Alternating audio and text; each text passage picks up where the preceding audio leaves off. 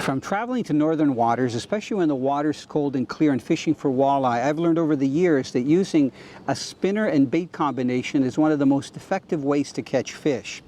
A worm harness is really a standard rig when it comes to catching lethargic walleye, where you just creep the harness along the bottom to get them to strike.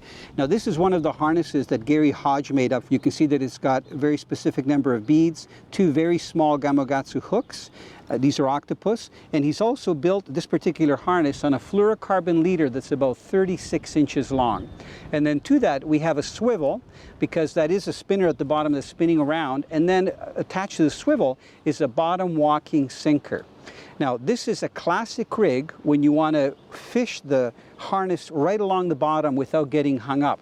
Now, one thing I want to mention, some of these bottom walking sinkers will have a weight up top and the wire down below. See how high up the weight on this particular bottom walker is? So that means that the wire will hit the bottom first as it's crawling, so there's no chance that the sinker will get stuck unless you let your line go loose and it drops to the bottom. This particular bottom walker, you can see, doesn't have the wire, so it's designed to actually be bouncing along the bottom. So you'd use this kind of a bottom walker if you had more of a sand bottom or pebbly where it's pretty smooth. This one if you've got a lot of debris like rocks and so on. Now let me tell you a little bit about the worm harnesses.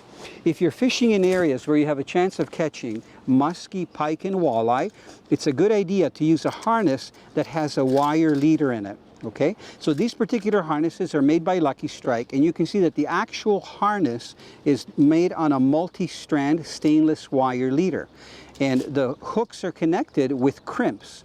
So the actual wire goes through the hooks, then they're crimped. And these particular harnesses have 3 single hooks in a row. So obviously you're going to get a really good hook up in the fish.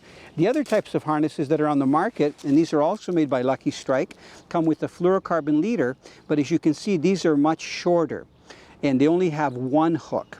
And the hook is snelled right at the bottom. They also have beads, but not as many as the one that Gary Hodge made up. So harnesses are excellent to use for a multitude of fish species, especially bass, walleye, muskie, and pike. If you go for the toothy fish, you got to have a wire leader, or buy your harnesses or make them out of stranded wire. And also, if you want your harnesses to be closer to the bottom, use a shorter leader. So if I wanted this worm harness to be right along the bottom, I'd only use about a 1 or 2 foot leader and then have my weight here.